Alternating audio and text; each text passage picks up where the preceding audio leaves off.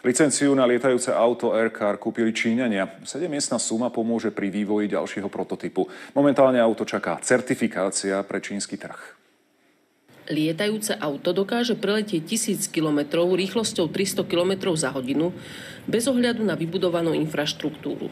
Najemotívnejším zážitkom na dlhej ceste od projektu auta po zmluvu so zahraničným partnerom bol pre Štefana Kleina prvý let. Prišiel ten deň D, keď to bolo treba odputať a ísť troška do rizika, lebo nikto nevedel, ako sa to bude správať.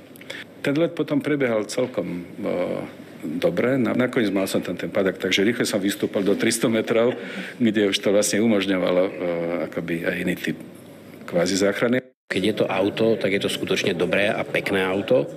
A keď je to lietadlo, tak je to dobré lietadlo. Myslím si, že to je obrovské víťazstvo. Podľa Jozefa Jankoviča je v Číne letectvo prioritou vlády. V priebehu 1,5 roka postavil partner projektu 3,5-kilometrové letisko a vybudoval leteckú akadémiu pre tisíce študentov.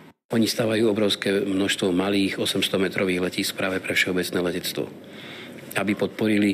Aby sa vyhli tomu, čo my už zažívame, tým obrovským zápchám. Dvere projektu otvoril Eduard Šebo, ktorý má dlhoročné skúsenosti v obchodovaní s Čínou. Písať s nimi zmluvu, to je jeden vážny rituál.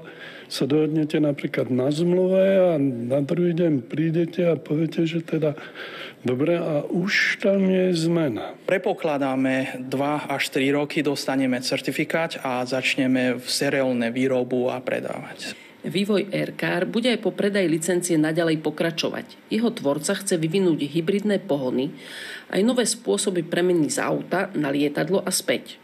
Natália Krížová, RTVS.